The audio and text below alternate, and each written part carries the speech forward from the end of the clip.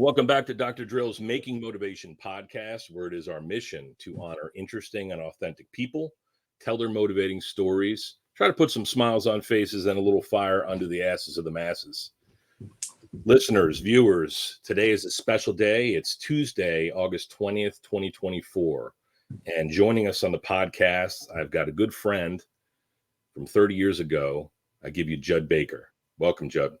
Hey, thanks for having me, OB.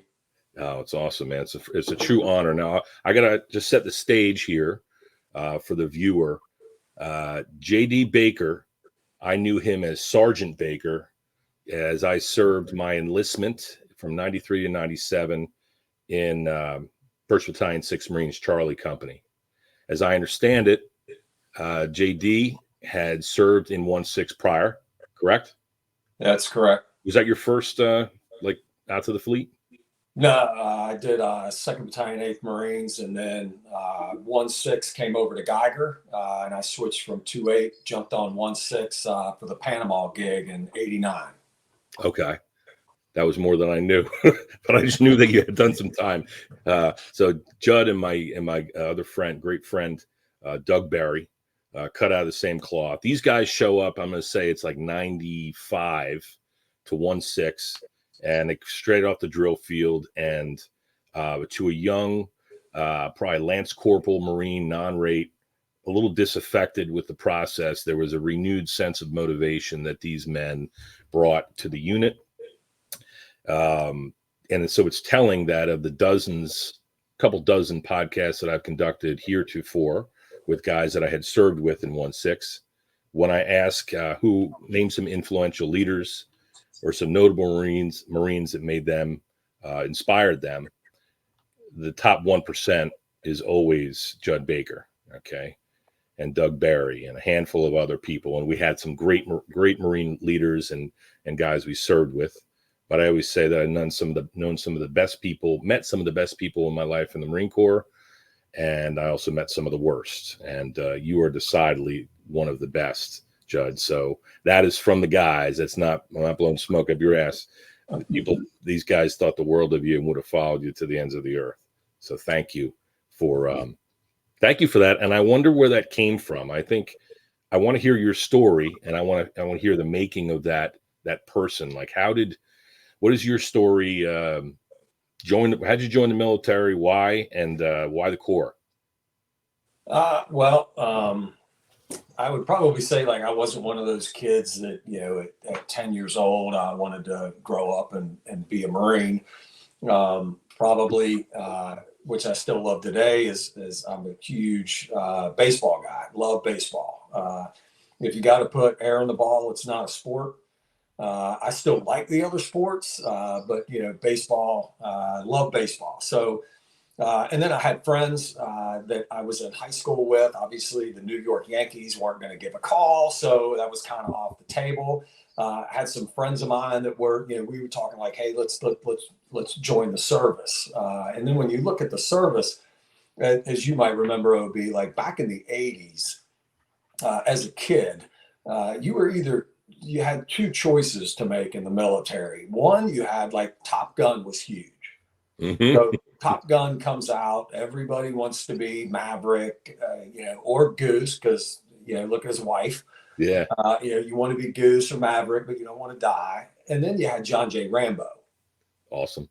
Which, you're either going to be, Maverick or John J. Well, come on, man. Like John J. Rambo, everybody wanted a green OD jacket. They wanted to get a big fucking knife. They wanted to have a little compass with some matches in it and stuff. And they wanted to go play. So some friends of mine from high school, we all went in the Marines, like literally a couple of days after graduation. There was no beach trip, no nothing. Our beach trip straight to Paris Island. And we all got guaranteed infantry because we thought that was like a hard thing to do. Like if we're going in, you got to be infantry. Because it's what Rambo, these guys, everybody goes into the infantry. So we all went into the infantry, got done. Like I said, my first battalion was 2nd Battalion, 8th Marines, and they were at Geiger, the 8th Marine Regiment, to where like a lot of the folks, like I think when you went through the School of Infantry, at Geiger, you were in those big red bricks, the open squad. Yes. Those used to be the home of the 8th Marines. So that was so my first enlistment was in open squad bay, which I thought was super cool. Like living in open squad bay was great.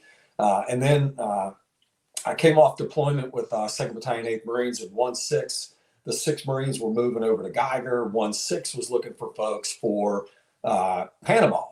They were trying to snag folks. You know how everybody goes after deployment. You lose a bunch of guys, you bring a bunch of guys in. So I jumped ship and went over to 1st Battalion 6th Marines, and I was over there with them and stayed with 1-6, did Panama with them in '89, and then stayed on with them and did Desert Shield, Desert Storm with those guys. And came back from them. Doug Barry was already in 1-6. So Doug, we were in separate companies. So that's where, the legacy of Doug Barry and I started back then. We rolled out of there.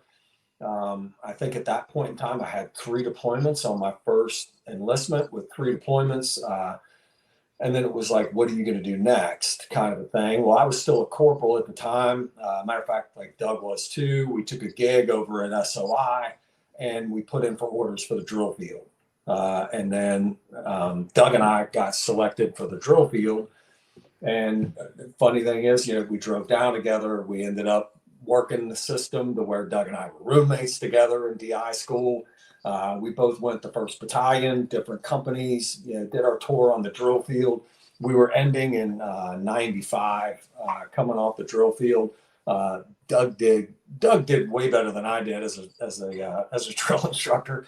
And then, he was like, hey, what unit are we going to go to? So, everybody hates having to buy new t-shirts. So we already had 1-6. So we right back to 1-6. And that's when Doug and I showed up right there at the end of 95, coming into 1-6 at that time. And both of us get into with Charlie Company. And then Doug and I, we took off and we went to school. So we went platoon sergeant school together again. We always ended up going to a lot of schools together. I remember Doug hated it when I convinced him to go through MCIWS with me. He left swim school. So then we showed up at 1st Battalion 6th Marines. We were both, sergeants coming off the drill field, ready to, get back into division. And that's when, we run into all of you guys at 1-6. Yeah. So now, when I kind of alluded to it before, but there's a period where, like when I remember first getting out of recruit training and then going off to schools, and you're full of motivation. The Marine Corps is one of the things that I'm increasingly impressed with, especially being in small business, a small businessman myself, is that the marketing, the ability to produce this product, which is a highly motivated, disciplined, confident, warrior, is very impressive. That they can pull that off to such a degree. And I know the other services are wonderful at what they do, but there seems to be something like an it factor about the Marines. Like if you really want to challenge, basically throw down the gauntlet and say, you think you're good enough? I don't think so. You want to challenge and adventure. Let's go. Not everybody can do this. And so you get out, and then you go to school and you wind up in the fleet. And then you kind of get dropped on your head a little bit, like a lot of training, a lot of workups, some deployments. When I was in, it was all peacetime. But anyway, there's a period where you get a little bit like, I'm just going to sit around the barracks and drink beer and talk shit with my buddies. And you become a little disaffected because you get no rank and no privileges. Like when you're saying, MCWICs, or the schools and stuff, especially as a non-rate, there's none of that shit, right? So there's no opportunity for advancement. So that's where I remember, and I think I can speak on behalf of most of my peers, we were at that point. We were like, let's stand on the catwalk and smoke cigarettes and shoot Copenhagen and drink the hell out of some beer. And we hate this shit and we can't wait to get out. And then you guys showed up and you made us feel like maybe it was because you were straight off the drill field. Maybe it was also because you were very approachable. you renewed our sense of like, hey, you know, let's do this. Let's get squared away. There's an expectation that we are squared away and are able to do our job at a high level. You guys came with that. Not that there weren't leaders like that before you came, but I don't think quite as effective. So you guys really gave us a shot in the arm. A lot of my crew. And that's what I'm hearing from the boys when I ask them about to reflect upon, you know, their experiences. So, so anyway, that's awesome. What do you think about? You have a commentary on that kind of period where non-rates get nasty? Did you ever have that? You ever go through that yourself? Yeah, and you know, when I looked at it as always like when I'll name one guy's name. My first platoon sergeant that I had, he wouldn't have blown your hair back. Nothing against him, you know. Obviously, I didn't have a really good relationship with him because you know he was a staff sergeant. I was a PFC kind of Lance Corporal kind of type. And no offense to any recruiter out there, but this guy was a recruiter, and you know, I don't know if that, and recruiting is probably the hardest job in the Marine Corps. That's why I didn't do it. It was kind of easy. I'd rather go down and be a DI. Yeah. You just put a funny hat on and run around with a belt, and you know, you have fun with people like Doug Barry, and you know, it's very competitive. So you know, I like competition. I think you know, competition is great. It breeds great camaraderie, teamwork, you know, Spartan kind of aspects of it. And then when I switched over and went to 1-6, I got a sergeant as a platoon sergeant, which a lot of times is pretty rare, you know, getting a sergeant because there's usually staff sergeants around the 0369s. And his name was Eli Tucker. And you know, I had talked about Eli Tucker. You know, his nickname to us was Eli Tucker, the big motherfucker. I mean, Eli was like the epitome of a U.S. Marine. And it wasn't that he, you know, drank beer with us. He took us out. I mean, he just gave a shit. Like you could tell the guy really cared that we were going to become proficient in our MOS as infantrymen, and all from his experience. And I mean, he wasn't your barracks Marine. He never was a DI. He gave a shit, and he led by example. He never asked us to do anything that he couldn't do himself. And the dude was from Kentucky, man. He was just, I mean, he was jacked. He had ink before like ink was a thing. So he was inked up. He was one of these guys that you just looked up to. And he had a huge effect on me coming in as a Lance Corporal and then transitioning over to the non-commissioned officer of picking up Corporal. I picked up Corporal meritoriously underneath him as well. And he had a big effect on my career of coming up as that junior, because everybody, you know, after you're a one pump chump, you come back. Always you want to be a single digit midget. Everybody's talking about when I get out, I'm going to be an astronaut or I'm going to do this. And it's always funny to see like the guys, like what they do after the Marine Corps, which I think that is probably the greatest thing that the Marine Corps does is, you know, we bring these kids in, you know, for 4 years, and we get them from all across America. Normally it's middle class and below, you know, so everybody's coming from, you know, working families, you know, not necessarily, you know, they haven't been given things in life. Like college wasn't an option when they were graduating high school, and they come from all across the country. And then they come into that indoctrination phase of boot camp. And you see these kids that come in, and I can remember even with like, you know, Doug and some of the other hats you're standing around. It's like, man, there's no way I was that stupid when I was a recruit. And you look at it like, yeah, I was that stupid when I was a recruit. The same as all these kids that are in there. But at least they're the 1% of America that want to serve. So they want to come in and they want to join the Marines. And everybody knows that and it's no offense to the other services, but the Marine Corps boot camp is legendary. I mean, and especially, you know, Paris Island and San Diego. I mean, it's legendary of how they do boot camp within a 3-month period. Probably the thing that I used to love the most was you would get this kid, he comes in and he's a recruit, and then it was parents' night. And you probably remember the night before graduation, your parents got to come down, and it was visitors' day.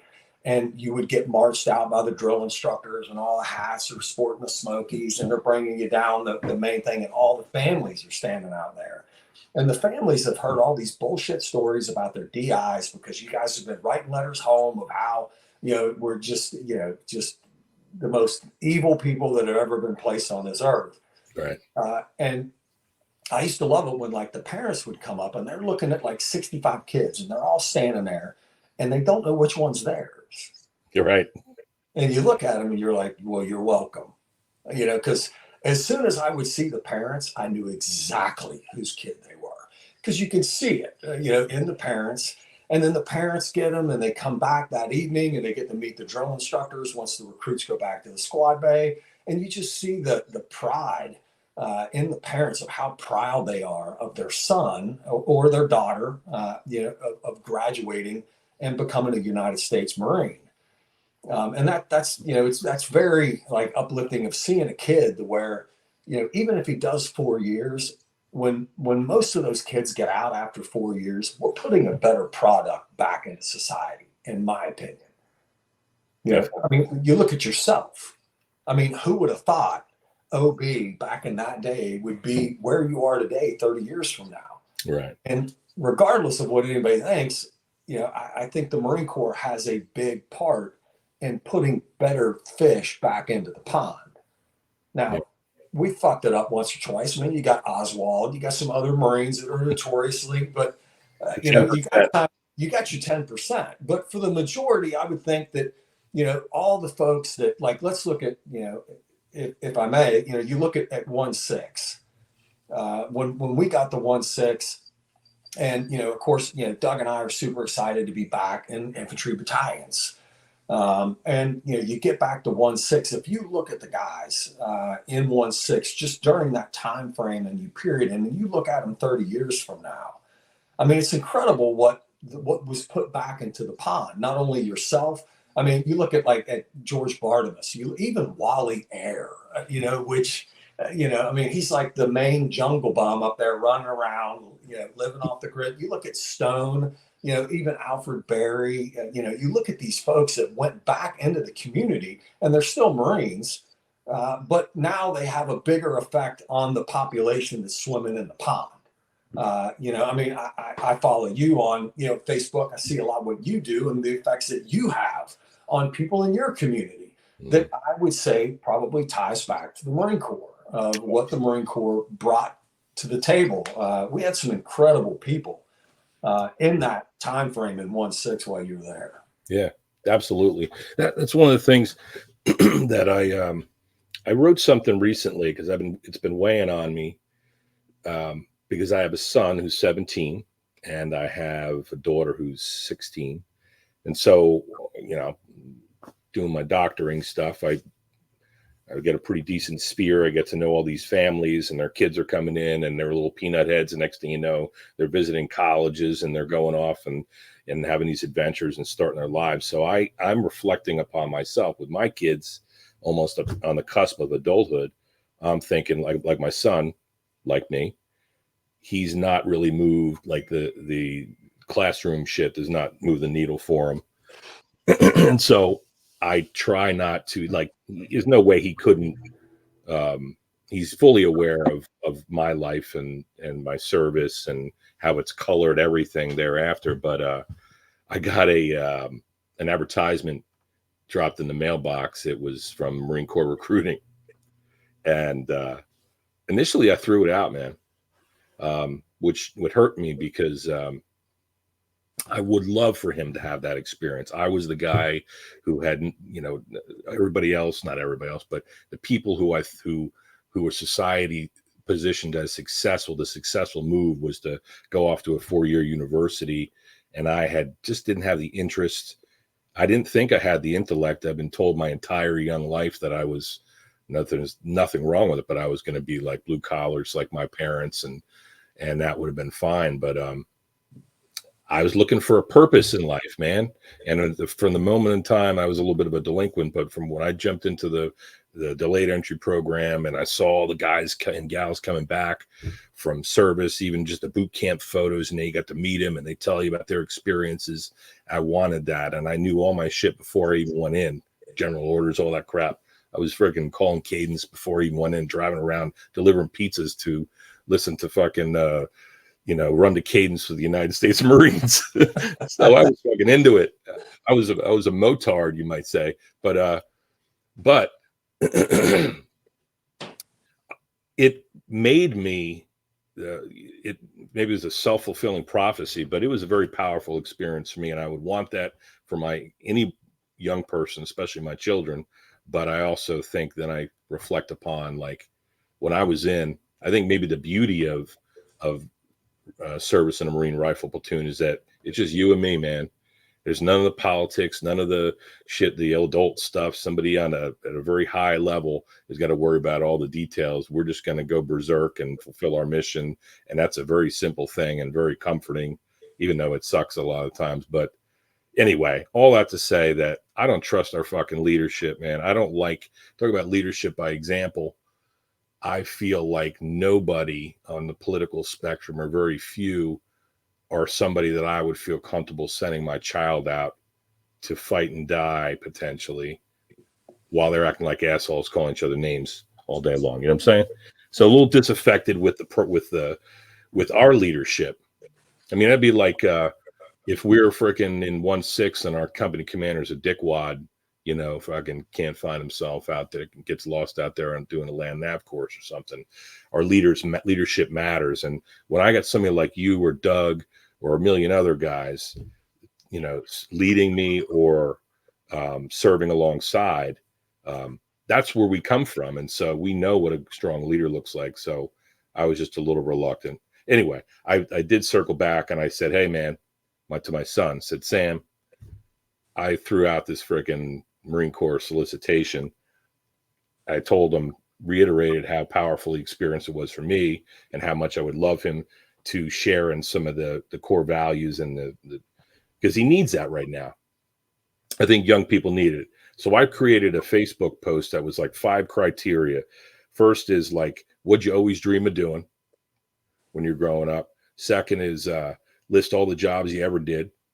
Third is thoughts on education and training. Fourth is what do you do now and do you like it? And fifth is general recommendations on somebody, a young person entering the world of work. So if I may, with all the kind of groundwork that we've set with like the making of Marines and all that stuff, and what about you? Would you answer those questions? What would you always want to do when you grow up? So you want to be a baseball player? Yeah, I mean, my dad was my dad scouted Major League Baseball. I mean, baseball was huge. My brother, just sports in general. Like, I mean, I love basketball, football. I mean, you name it. Like it's team. I enjoy team sports. I enjoy doing. It's if you look at the word compassion, and you look at compassion in Latin, compassion is sharing in the suffering. When you look at an infantry platoon, especially in the enlisted ranks, it is nothing but you're sharing in the suffering. Oh yeah. Of course, you think you're suffering. That's when you hit that aspect of where everybody's hanging out in the barracks, and you just want to get out. This is a bunch of bullshit. I thought I was going to be GI Joe with a kung fu grip. All I am is I'm a low paid janitor. I got field days every Thursday. I got people fucking yelling at me. I got I go to the field, it sucks. But that's kind of that suffering aspect, and it's the bond that's created while you're suffering. And the guys, and it shows of where, like, today you're still in that bond aspect. For kids, I've got 3, and one of my things was I wanted all of them to at least get a college degree, which the last one just graduated. This last year, the boy just graduated. Now you can go do whatever you want. I just wanted them to at least have something to fall back on, because as you're as well as I am, I mean, education is big. Yeah. But if they would have wanted to join the military, do 4 years and then get their education, I mean, I'm down with that. But I'm like you at the beginning. I wanted them to go to college. I wanted them to do something to be, set up better than what I felt I was set up with. Not that I thought the Marine Corps set me up pretty well. I wouldn't change anything. I thoroughly enjoyed it, but it was because of the guys that you suffered with, that made it enjoyable. I mean, when you look at Doug Barry and I mean, we were thick as thieves. I mean, he's the only guy that I always, I always, hung out with Doug. He was pretty much the epitome of a Marine, in my opinion, of Doug. I enjoyed, and we suffered together. I mean, we went through a lot of stuff together, coming all the way up through the ranks, all the way through staff sergeant, multiple deployments together, dealing with different leadership from above, whether good, whether bad. And that just made the bond even tighter. But then you have to look at it, as it enjoyable? Everybody has a different aspect. It's like, I remember when, Doug and we used to run marathons together. We thought it was fun, 26.2 miles. Let's go do marathons. So Doug and I would go run marathons together. And if you ask Doug and I at the end of the marathon, it was great. We had a great time. We'd drink beer. We'd have fun. If you ask somebody else at the marathon, they got that's the only one they're ever going to do. They're never going to do it again. They had a terrible experience. Well, the reason why they had a terrible experience is because they didn't prepare for what they were about to do. They were completely unprepared. It was the slacking. It was the lack of the self-discipline to get up, to prepare yourself to perform. And when you look at it in the Marine Corps, when Doug and I got there, that's all we're doing to the guys, is getting you up in the morning, and we're just getting you prepared for the unknown of something that's unknown, that we want you to be able to survive and come back and then go on and do greater things. But I will say that, at least in my aspect, when we were at 1-6, I was literally having fun. Like, it was fun to be there. And to be honest, leadership really didn't have a say in that.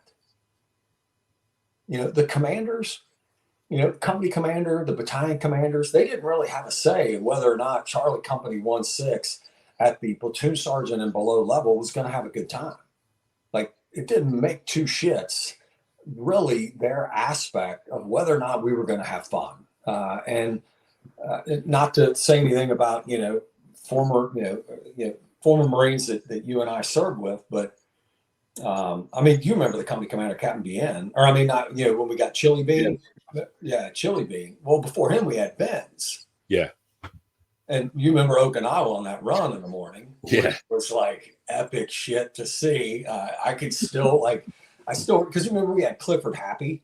Yeah. Gunny Happy, which, we were all, Happy was on the drill field with us. Another great guy. Clifford Happy was an incredible guy. He always seemed like he wasn't happy. But that's just because you guys see it different. Like, being in the barracks and then being over there at the company with Happy. Yeah. I mean, look at it. We had Clifford Happy, and then you got like Tom Forsman, which there's no intro. Hopefully everybody listened to that podcast. I mean, Tom Forsman, you never knew what you were going to get when you walked in, and Tom Forsman was going to be in there. I mean, because it was going to be a no shit, there I was. It's probably going to involve a pole. And he's going to demonstrate, or, we're going to go Ranger School. We're going to go, I mean, it was Tom Forsman, and it was hilarious. And then you got Doug Barry, you got Greg Hazing, just some of the guys that were in that little space in there. They made that shit so much fun, to where you get up in the day and you can't get ready you're ready to go. And then I would say it was the blessing that we had with a lot of the folks, not only in your platoon and my platoon, I had Bartimus as a squad leader, I had Stone as a squad leader, and I had Air as a squad leader. And you look at the three of those guys, I mean, everybody knew, like when you talk about like George Bartimus, like when you had George Bartimus, I always kind of looked at George like, man, one day I'm probably going to work for that guy. Because he was different. And then, of course, I had Buck Rollins as a platoon commander. And Buck, dude, we're still in contact to this day. I mean, he's down in Florida. Buck and I, we connect a lot over the years. His dad just passed away just a little bit ago. I was at the funeral with Buck. and the family, Sean Pascoli, a lot of those guys that were there, all came back in. So it was a lot of fun. You had Franco. Yeah, Now the man. guy's got like a whiskey company now. Yeah, saw that. Yeah. Alfredo Franco Jr. Yeah. Yeah, we had some serious characters, and then we had all of you guys over there hanging out in the barracks, where it was fun. Like when we would get up and then come out for the day, and you remember like Jason Swicer and Matt Lozier. You remember like Josh Clint. Yeah. Yeah, dude, all those guys are banging it now. I mean, Josh Clint is a smoke jumper up in Boise, Idaho. I still get to see him when I go through Boise for work. Still in contact. He's got 3 kids, great 3 kids, married. You look at Jason Swicer's up in PA. He does big construction. Fuck, he's got like a house over in Jersey on the shore too. Matt Lozier's back in Kentucky. I mean, they're all doing great things.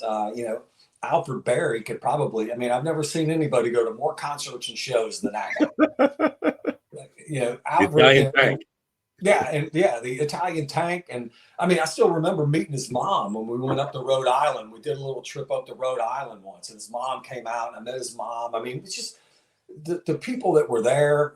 Just great families. Kip, who's still trying to change the world down in Georgia through social media. But because he's and a lot of people that complain about leadership, of what we're looking at of leadership. But with me doing all the history stuff now, it's nothing really.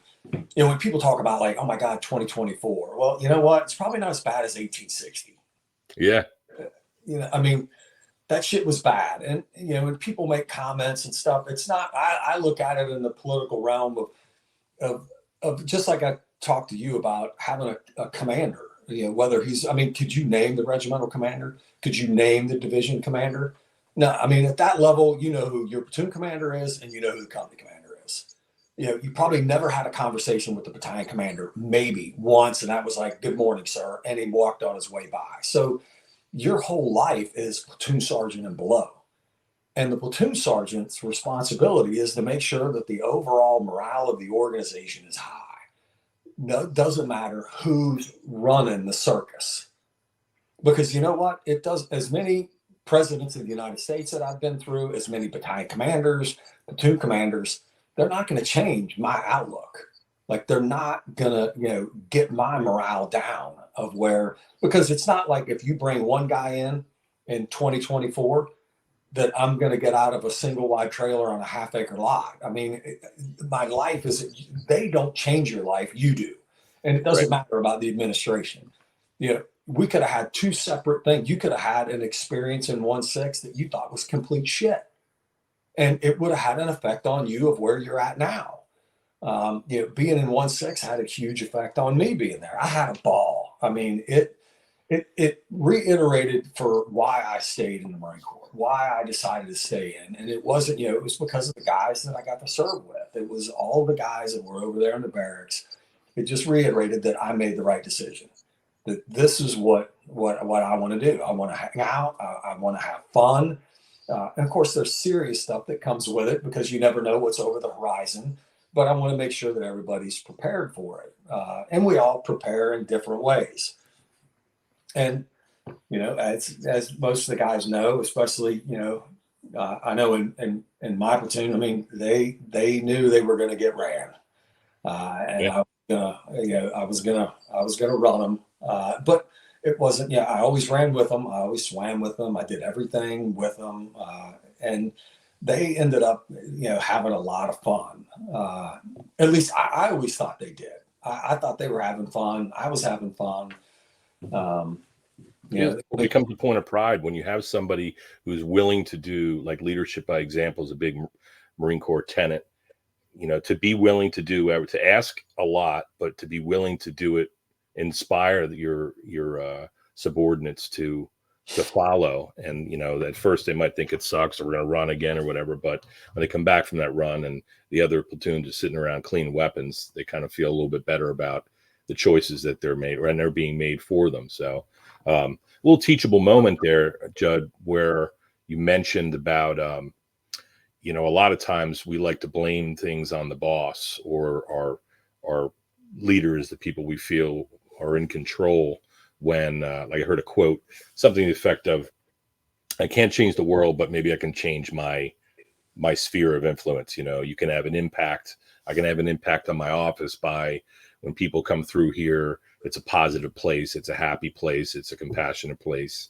And my family, right? If you're always, you know, we can determine the vibe and we're going to keep on doing what we are doing, regardless of whatever is happening at the highest levels of our society. But sometimes it feels like, especially in an election year, right? Everybody's like, oh, what if this, what if that, you know, how is this gonna change my life? And we argue over the minutia, and we're at each other's throats about the shit. I know that's not new. I'm not a history buff as much as you are, that's for sure. But I've read that it was, I think it was like with the forefathers, like, is this new, all the political infighting? And then the forefathers, some excerpts from them calling each other all kinds of fucking names and shit. They were, you know, cutting each other up, Human beings love to cut each other up and try to make, you know, otherize and make them feel lesser. But so that's not a new thing. But yeah, I love what you're saying, and it's so true. We could be in our own platoon or our Charlie company based upon the individuals in there enjoying their coming to work and enjoying the people they're working with and who are working for them, and a culture, a team. Like, hey, how about this?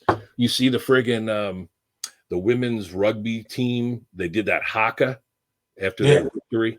Like, I love that shit. To me, when I see a haka, that ceremonial whatever dance, native ceremonial dance where they're all on the same vibe and their tongues are out and they're slapping there and they're doing all these things. I freaking love that shit. That makes me feel like Marine Corps infantry, you know, squad, like don't break ranks. We're in our freaking formation and it's us against the world. That's among the greatest feelings that I've ever known, to be part of a fucking squad, rifle platoon under the command of people like Doug Barry and Tom Forsman and all the guys that I was, you know, they were my peers who were, you know, we were tight with. Those memories and the stories, it's tremendous. And extrapolating that into the civilian sector is a difficult, it's kept me alive, probably. You know, using some of those lessons and the memories of people like yourself. It was a great experience to have, and then say, because you get into the civilian sector, you're like, fuck, you know, it's not like that. Yeah, well, you know how we talked about, like, you know, everybody.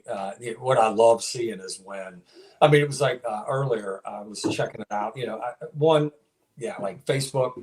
I love the aspect of Facebook, but I like seeing like the shit that you're doing. You know, you're not going to change my opinion through. I like seeing your kids. I like seeing what you're doing. I mean, it's like, you remember Gerald Singleton? Yeah, like Gerald. I mean, you look at his profile picture. What is it? It's him as a U.S. Marine.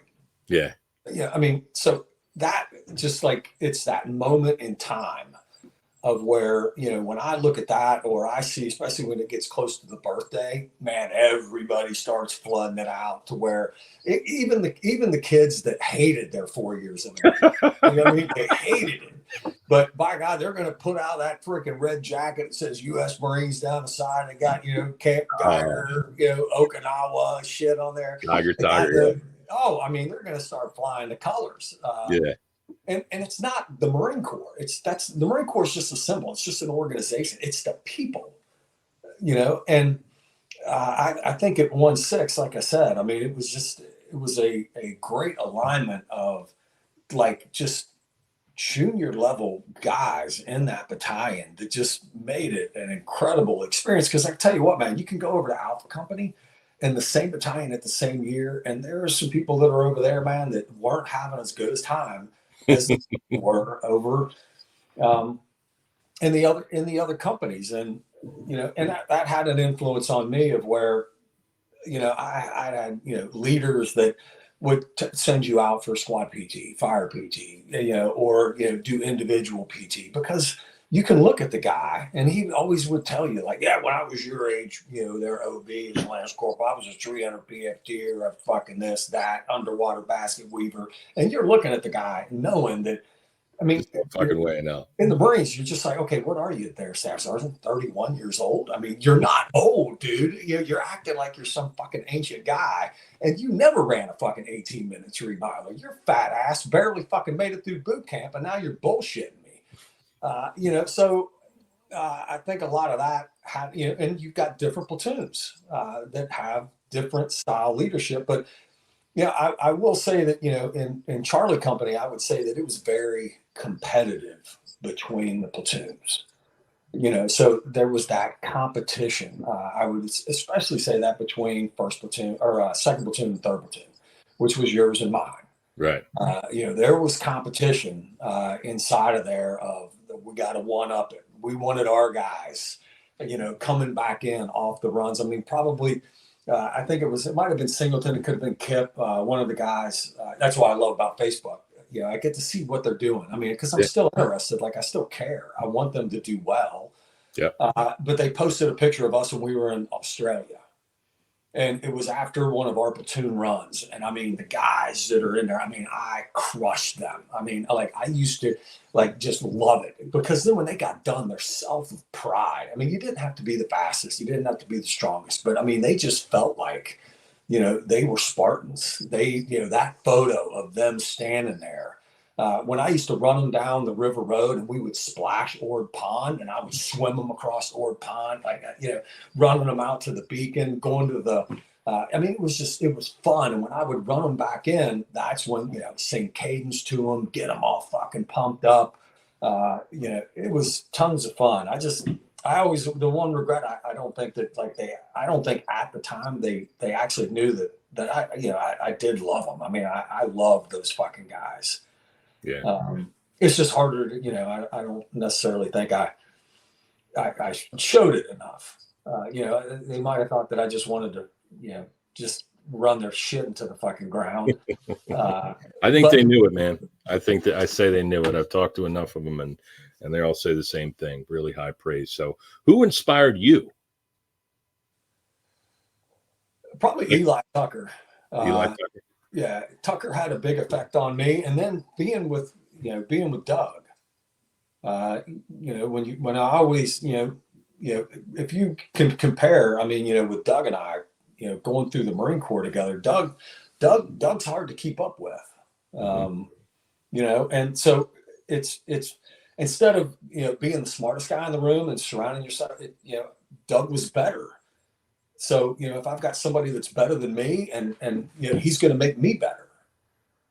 So it's not so I would say that Doug, during those times, I mean, he had rooming with him at DI school. I mean, always together, on the weekends, doing stuff together, going to schools together. Doug pushed me to be better. So that had a big influence on me. And then at those times when we were in Okinawa, I got to meet Buck Rollins' dad, Wayne Rollins. Remember when I brought him in? I mean, you're talking about a guy that was prior enlisted, former drill instructor, jumps the fence, becomes an officer. I mean, at that time, he's a 1-star general, Navy Cross guy. And he wasn't the only one. Al Gray was another one. It was one of the commandants. These guys were all prior enlisted, so they had shared in the suffering. They understood what it meant to be a PFC. They knew what it was like to be a Lance Corporal. And I think that grounded them. So there was a lot of those folks. So, General Rollins had a big effect on me while we were in 1-6. And even after that, I mean, I stayed in contact with him even after he retired after 2MEF. I mean, he was just an incredible individual. Same thing with Al Gray, the commandant. I mean, the guy was from Jersey like you. I mean, he was played baseball. He was the Pelican Pounder playing semi-pro ball, and then just joins the Marine Corps and goes on to become the commandant. And, I mean, just an incredible story. And it was all because he gave a shit about people. But you could see that he actually cared. And that, had had a big thing with me was just, I mean, a lot of times it's kind of hard, even with your own kids. They think that, like, damn, he doesn't give a shit. Well, yes, I do. I want you to be better. I want you to be better than me. Which I think I achieved that with the three kids. I wanted them to do something other than their life and wear a fucking helmet. Like, get your education. And there's so many other great things that are out there. But like you said, with your son, of experiencing The shared suffering. The shared suffering. You say it. I wrote that down, compassion, Latin. I didn't know that, but that's so true. And I think that that is the essence of it, that you're thrust into a situation, whether it's a team sport, like I always say, outside of the military, you got maybe MMA dojos and rugby squads where there's like when you're done up in that rugby field, my son played a little bit, you go back to the clubhouse and there's a mug with your name on it. Like you have an identity, or tight sports organizations or service organizations or churches. It's a special thing, but I think, sitting in a fighting hole or suffering out there without your family proper, and then adopting a new family and some guy that you've never friggin' would imagine you don't have anything in common with, that shared suffering is something that I think all Americans, all people can benefit from. So that's awesome, man.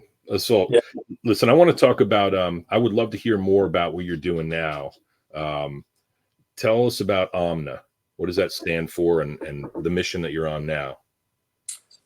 Well, I ended up retiring in 2008. And when I retired, I didn't know, it wasn't part of the plan.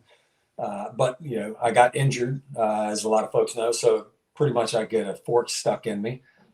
And then it's this transition period. I'm going to transition out of the Marine Corps, which is, as you know, the Marine Corps is all I've known. I'm a little bit older than the average bear that's going to get out and like go to college on a campus. And so when I got out, I don't know, you probably don't remember, like I said, a lot of the leadership at that level, you just remember the guys that are, in the mix, that platoon sergeant level and below. Yeah. But Eric Carlson was the battalion XO. I don't know if you remember Major Carlson, Eric. I think I do, yeah. Yeah, well, I mean, he lives right down the street with me. We actually worked together with OMNA. Cool. Eric was doing contracting stuff up here at Quantico for infantry weapons. So he found out, next thing you know, he brought me on as a contractor working infantry weapons over at Systems Command, doing system. So I'm basically a contractor. And then right around 2010, coming into 2010, there's I know one of the questions is like that transition into the civilian side of the house is very different than being in the Marine Corps. Big time. There's no loyalty. There's like, it's not a brotherhood. The good thing about it was when Eric brought me in there, I was with Dominic Green, Marine, Pete Whitenack. I mean, all these guys that I was Marines with. And so it was more like, okay, yeah, I'm back in with the Marine Corps. But then there's civilians that are there too.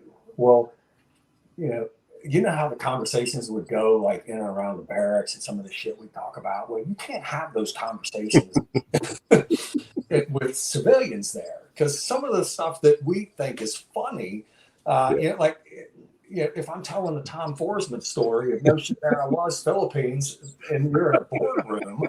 Now the Marines are going to be in there with tears in their eyes because they've all been there. They know exactly what time. But to the regular outside, they're kind of like, these guys are really different. Dropping F-bombs in the middle of, people are like, you can't say fuck. And it's like, you just took a Marine's total vocabulary out. I mean, like it's gone. And of course, as Marines, it's not like we want to offend anybody. We don't want them to be uncomfortable. It's just when you've been living this lifestyle, it's very hard to transition. And I would say that it seemed easier. You just had to worry about yourself. So, there's a lot of it's not the team. Luckily with Eric and some of those guys, it was more like a team. And with the team, so in 2010, Eric had already been dealing with an organization that I will say that is probably mirror image to the Marine Corps as far as being in an infantry battalion, and that's the folks that do the wildland fire. And when you and I were kids, especially Pennsylvania, Virginia, West Virginia, Jersey, we don't have wildland fire like they do California, Colorado. I mean Arizona. I mean these dudes are like, but it wasn't on the news, so nobody really knew about like what a hot shot was, what a smoke jumper was. These guys that's what Josh Clint's doing now. He gets paid to jump out of an aircraft with a chainsaw hanging off of his ass in the middle of nowhere, and he loves it and he's good at it. I mean, Josh is legit. I mean, he is doing great. But these wildland guys and the hot shots are just like being in an infantry too. They just have different grooming standards. Well, they had some significant fatality events that took place where they got firefighters killed. One of them that's most prevalent is one in South Canyon that's right outside of Glenwood Springs, Colorado. And they did an inner look. They did a self-evaluation in wildland fire. They weren't teaching any leadership. They were just hiring young men and women that want to serve their country because they are in service. They're just a different service. It's Forest Service or Bureau of Land Management or Fish and Wildlife or Park Service. They're in service and they protect homes and property from these humongous wildland fires, but they weren't really teaching leadership. And that's where we got in with Eric and these guys, and we took them to Gettysburg. And they got to Gettysburg, and we ran them through Gettysburg of a staff ride of what, historical from the Marine Corps. So it's just like, it's a Marine thing. We go to the site where it took place. I don't remember if your platoon, like in Okinawa, like 3rd Platoon, we all went, and Buck and I took them on a staff ride of the Battle of Okinawa, and the guys got to climb through. Did you guys get to do that while you were there? I don't believe so, man.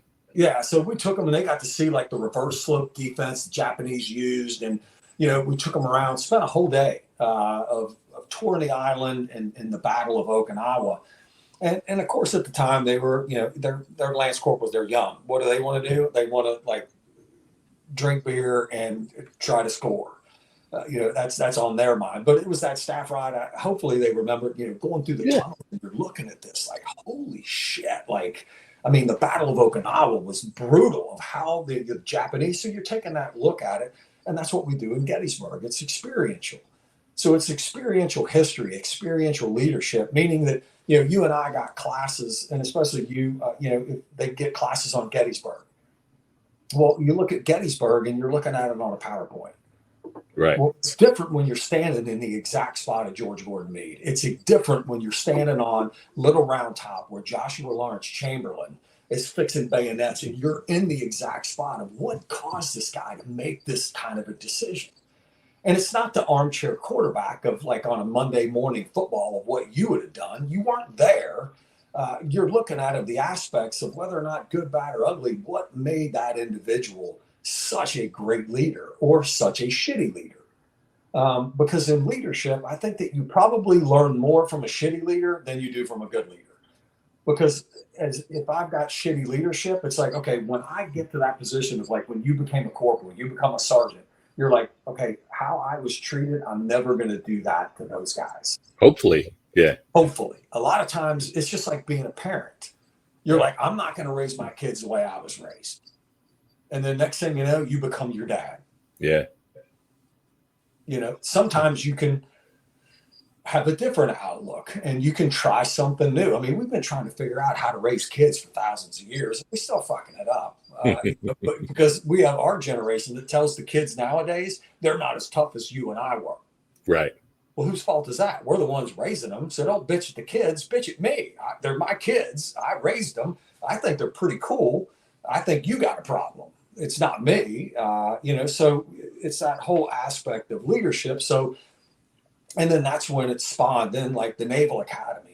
Because where I did time at Navy up there, they asked me to come back and I would do staff rides at the Naval Academy. Even when I was up there on active duty with John Allen, we'd take them to Antietam, we'd take them to Gettysburg. There was a really good friend of mine that used to own a house up there. His name was Seamus. It was a former Marine corporal, and he would let us sleep and camp out in his backyard, and then we could do Gettysburg because Marine Corps were always going to be on the cheap. It was kind of a camping thing. Shelter house? Break out shelter house? Yeah, from there it spawned from, to be honest, I kind of thought like, maybe this is just something I'll do a few times a year. I really enjoy it. I enjoy teaching and sharing, and having discussions on historical aspects to have a better understanding of, like this, how are leaders made or are they born, that kind of aspect, which everybody kind of struggles with. Are they, leadership it's a skill. It's just like with you and I. If you play rugby, you're going to be better than I am at it. But I can play rugby. I just you have natural talents that are going to make you naturally better than me. But if I work harder than you, I can become better than you. Well, it's the same thing in leadership. It's a skill set. You have to work at it. And you have to look at different leaders. You can't just pick one and say, this is the guy. You got to look at numerous different leaders throughout the history of time. Whether they were good or whether they were bad, because like I said, you can learn just as much from a bad as you can from a good. Right. So now, I've been doing it now for over 14 years. And we're all across the country. We, from Gettysburg to Chickamauga, Chattanooga, we do Little Bighorn. Out in Montana, we do Mexican American, Taos Pueblo Revolt up in Taos, New Mexico. The Battle of San Pascal, San Diego County. And then we added wildland fire staff rides. So we do South Canyon, 30 Mile, all of these significant event staff rides. And it's not to go place blame. It's to go educate and try to learn something so that when you're in that, maybe not that exact situation, but something similar, you can pull from the past of what another individual did and you can make better decisions. So it's kind of like, with kids, you pretty much fuck it up on the first one. You start learning shit on the second one. If you got the third one, then that one's like, yeah, okay, we finally figured it out. But all of them kind of turn out really good in the end. So I actually turned it into something that, it's one of those things to where like, my wife hates me because my entire time in the Marine Corps, pretty much like I enjoyed the shit out of getting up and going to work. Like I couldn't wait to get there. It was because of you guys. You guys were so much fun. Now I'm in the same predicament. So I retired from the Marine Corps and now I do this and I love doing it. Like I still get up, I run, I still run every day. I still average anywhere between 35 to 40 miles a week. So I'm anywhere between 5 to 8 miles every morning. I still get up between 4 and 5. I'm out the door by 5:30 in the morning because that's the only time I get an hour of just by myself. It's spiritual. It's the natural endorphins. It just makes me fucking happy. I'm just a happier person. Come back. I still got a pull-up bar in the basement. I still, I'm not as, physically fit nowadays, but, I still, it's that natural endorphins. I want it released. I want to have fun. I want to be happy. I want to, maybe do better things. I'm only 55, so I'm only like halfway there. So I got like another 55 years to go. It's like, what the fuck am I going to do next? Who knows? But I'm definitely not done. And I'm not old. It don't sound like that. So that's what I do now. That's been very impressive, man. I've been watching some of the drops, the multimedia drops that you do about the various battlefields. And I looked up the website. How can, so it's OMNA, right? And what is that stands for? One man National Asset. One man national asset. And the thing behind that of a one man, everybody is a national asset, in my opinion. Everybody's your kids, every kid that shows up, especially the kids that come in to serve, not just in the Department of Defense, in service. I don't care if it's the Forest Service, Park Service, they are in service to the country. Every one of those kids that come into service, they're a national asset, and they should be trained and educated as such. Like, we should educate them, we should train them to the best of the ability, and even if they're there for 4 years or 30 years, you want to be able to, when they come in, we put a better product back in the pond. And being that in service to others, to the country, for something bigger than yourself, I think is huge. So that's where the one man national asset, everybody is a national asset, and they should be treated as such. It's on the historic, if I can just tell one historic part, the thing that I love most about what I do is, and just like in the Marine Corps, you never know who you're in the room with. Like, you never know who's, like, I never would have known what OB was going to be 10 years from then or 20 years from now. You can kind of see that a lot of folks, you kind of can see that, man, that's somebody that's going to be really special. Like, sometimes you can just see it in an athlete. Like with kids, like, you can watch them and you're just like, man, that kid's going to be something special. And those are the easy ones. It's the ones that sneak up on you and just shock the shit out of you. And you're like, fuck, I never would have thought that individual would be at that point. So I'm a big Ulysses S. Grant fan. Grant, he's on the $50 bill. A lot of people don't know that. Ulysses S. Grant's not actually his name. That's the name. They fucked it up when he checked in at West Point. He just went with it.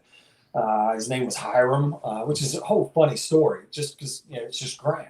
So Grant goes to West Point. He doesn't want to go to West Point. His dad wants him to go to West Point. He doesn't want to be there. And Grant makes it through West Point. They go into the Mexican-American War.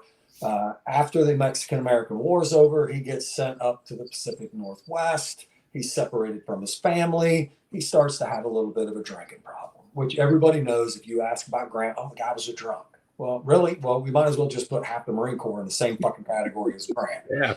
If you separate us from our family and we put them in Okinawa or in the Med, what are all the Marines doing? Drinking. So Grant's hitting the bottle a little bit. Is he hitting it a little bit too much than he should have been? Maybe. But I know a lot of guys that were probably hitting it a little bit more than they should have been. So, now you got this where now we're going to downsize. So if we're going to get rid of people, just like we do in today, we build up the military, we downsize. Every organization, company goes to that. Well, you always grab the low-hanging fruit, the easy ones. That guy's got a drinking problem, cut the fruit. You know what I mean? So they cut the fruit on Grant. Grant gets cut and he gets sent back. And Grant is not good at anything other than riding horses. He was really good at riding horses. So the next thing, but he's got a family and he's trying to support his family. So you know what Ulysses S. Grant was doing right before the Civil War?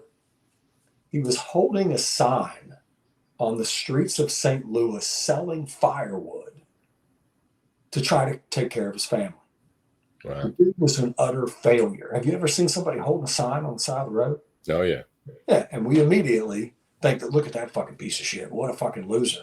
I'm sure people were saying the same stuff, just as you and I talked about, of when Washington and those guys and the forefathers, they're all talking shit about each other. Yeah. So Grant's standing there holding this sign and he's selling firewood. He's a West Point graduate. He's a combat vet from the Mexican-American War, and now he's homeless.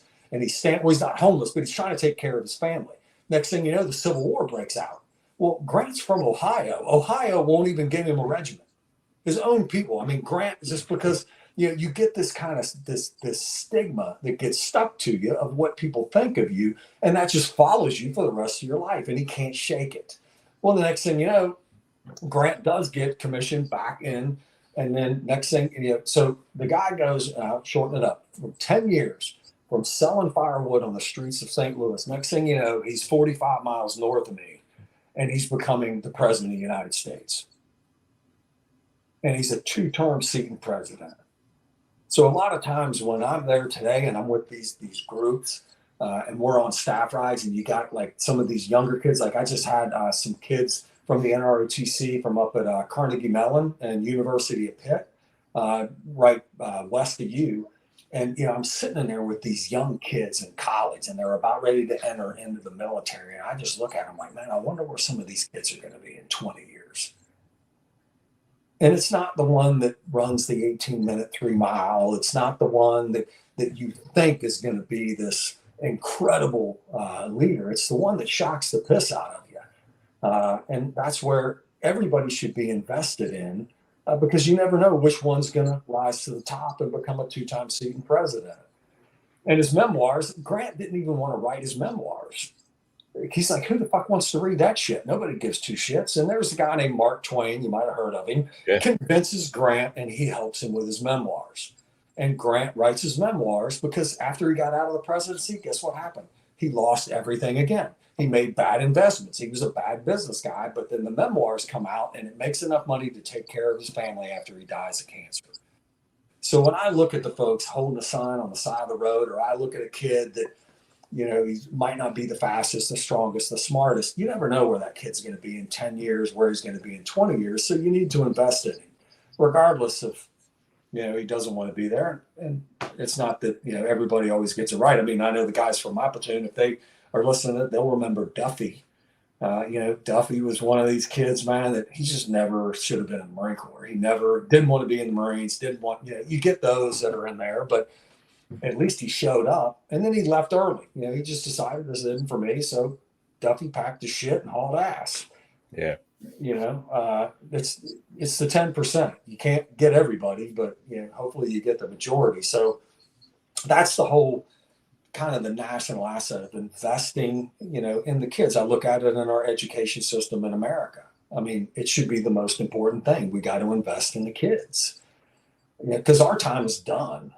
Yeah. We've had our rodeo. And, when you look at the Marines, everybody's like, oh, what do you think about the Marine Corps now? Well, the fortunate thing is my oldest daughter married a Marine. He's a gunny, 0369, and my nephew is a corporal down at 2nd Battalion, 8th Marines. And those two are way better than I ever was. So those kids, the Marine Corps is doing better now than it was when I was there. They're better educated. They're smart. I think, the Marine Corps, regardless of what's coming out of the top level, telling us how fucked up everything is and this woke bullshit. Well, they're not. They're fine. And the stories they tell me are the exact same stories that Tom Forsman used to tell. No way. It's just a different generation, but they're the same kids. That's great. We would. That's a great. I love the optimistic viewpoint, man. It really is refreshing, and we need this right now.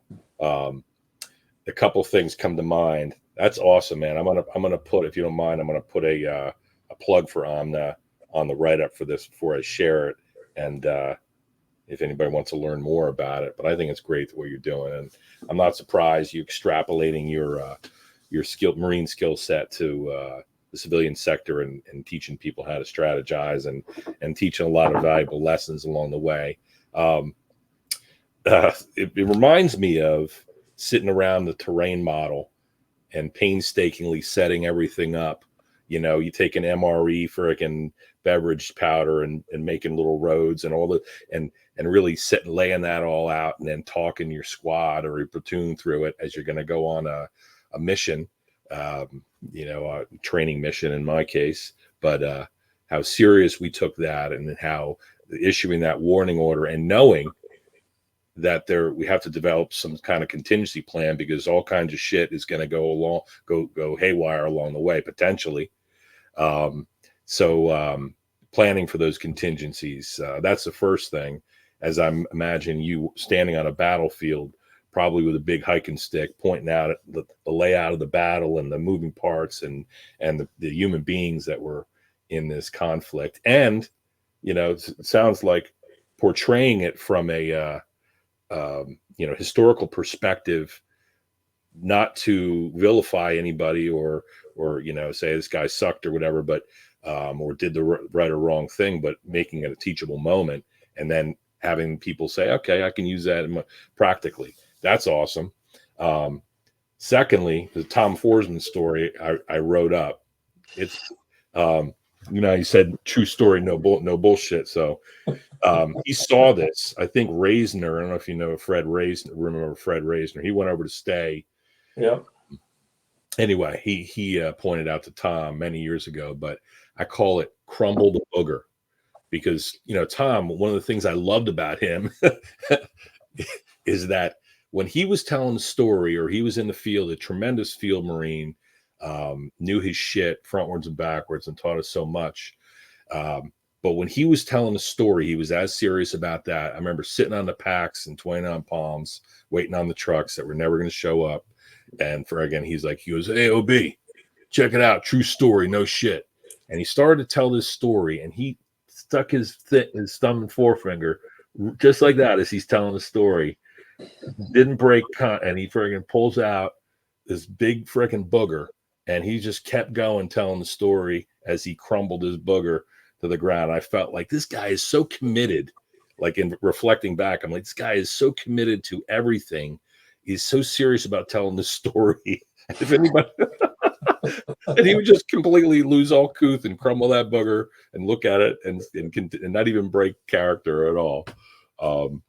He's a freaking tremendous storyteller. The human beings out there. So hearing about somebody as prestigious as like a Grant, I didn't know that shit about, him standing on the side of the road selling firewood.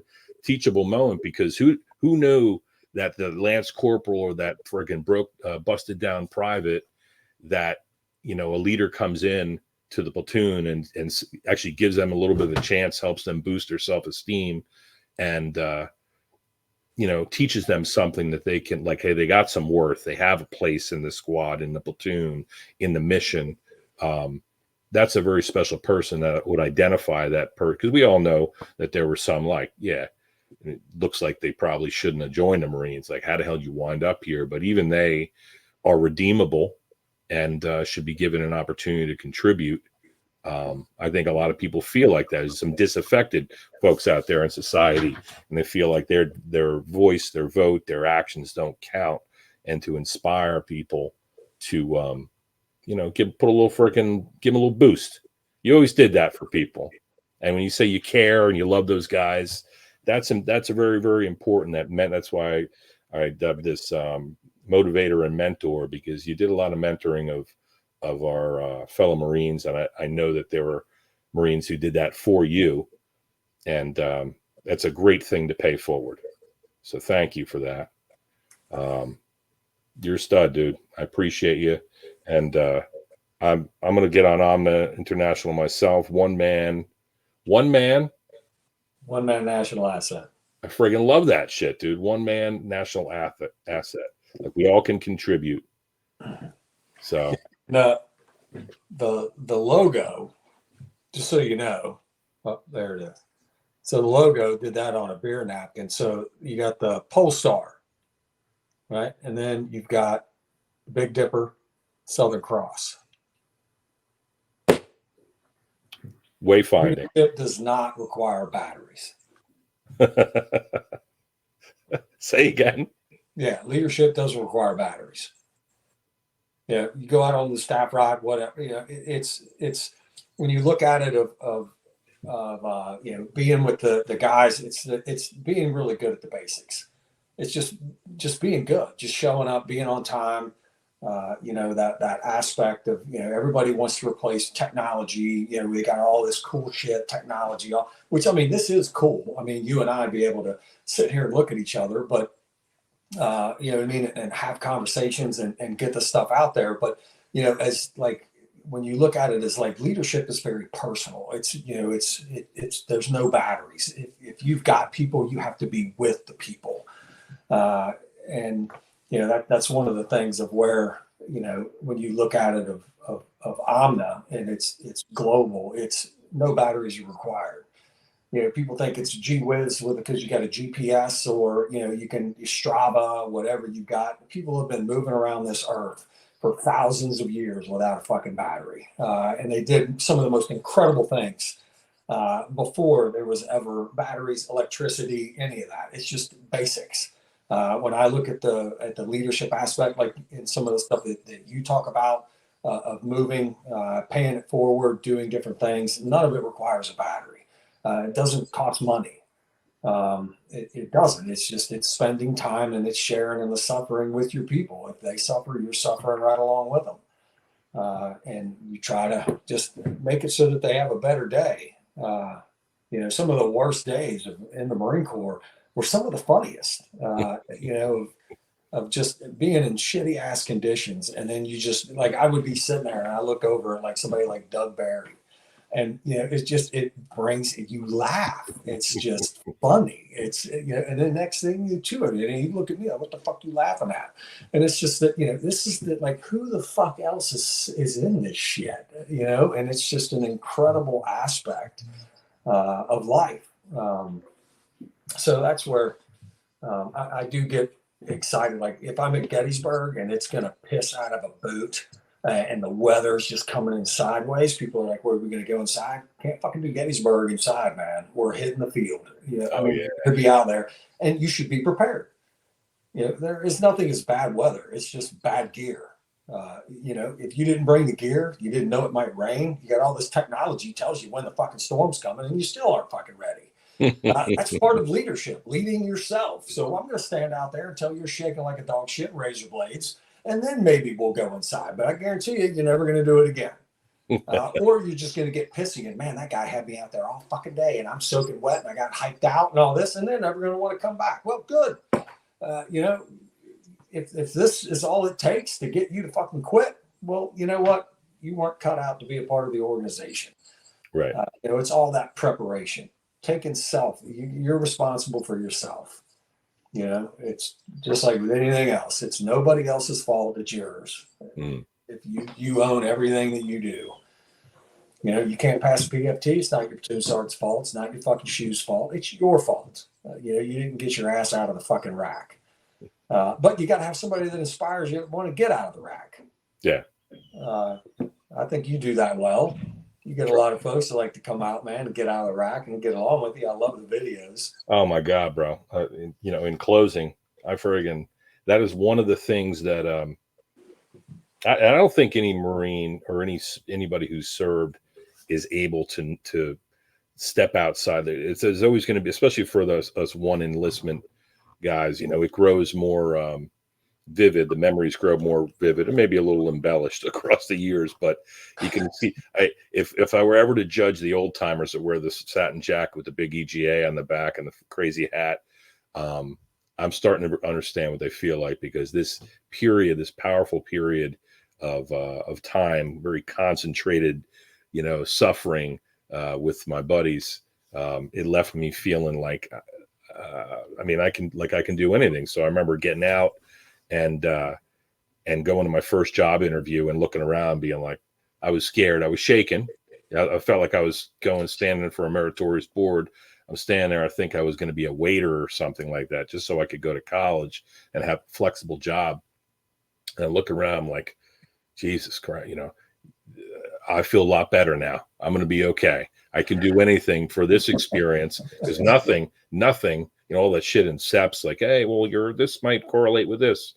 Well, I'm like, well, I'm a grunt, so what kind of prospects do I have? Unless I want to be in law enforcement or friggin' hitman or something. But all the intangibles, all the leadership, all the mentoring, all the shared, the compassionate, shared suffering, that taught me less being comfortable where others are uncomfortable. Like you talk about the weather, man, I love it if I'm outside and I'm hiking around or I'm taking the dog for a walk and it's raining, everybody else is hunkering down inside. I'm like, this is such a small thing that's going to push you off your game. So, there's a lot of wonderful intangible things to service. And I feel like, to share a little bit of that with other people who've never had that experience. That's what my boot camp exercise program has been about. I've done that for like 20 years, and I'll be damned if I had not kind of extrapolated some of the core values and stuff into people like soccer moms, and fucking people were chomping at the bit to get in there and be part of something and feel like, yeah, we're about this, and the civilian sector is somewhat void of that. So anyway, man, you're the best, and I can't thank you enough for your time. I'm going to let you get off to the rest of your day. Again, You're extremely highly regarded by all the guys. I know as soon as I friggin' dump this on social media, they're going to be all over it and telling Judd Baker stories, Sergeant Baker this, Sergeant Baker that, and reminiscing. Well, it'll boost their fucking spirits, man. It'll make seeing you having a conversation with the guy from back in the day and reflecting, and even if they heard their names, I guarantee if they heard their name identified, the Barrys, the Kip Tillmans, the freaking Grants, the Stones, the Becks, they're going to stand up a little bit straighter today, remembering their honorable service and how you facilitated it. So thank you. And I'm glad you're doing what you're doing now with OMNA. So up top right, just in closing, my friends, is a picture of young Buck there, Judd Baker in Stapleton. You look like you're a staff sergeant here. Yeah. That was up at Quantico. Yeah. So crazy. That sniper school sign is hanging in my garage. Badass, brother. So when I left, they cut it down and gave it to me. Beautiful. That's beautiful. Yeah. Awesome.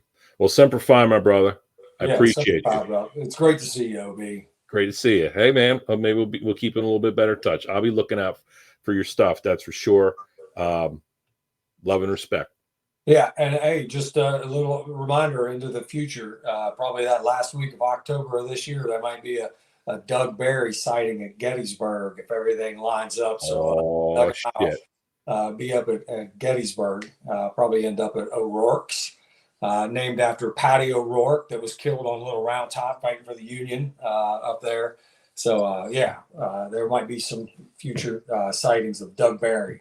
Keep me posted, man. I'll be looking forward. If he's in the tri-state area, I'll definitely try to link up. Yeah, I'll let you know, brother. Thank you. Have a great day. You too, man.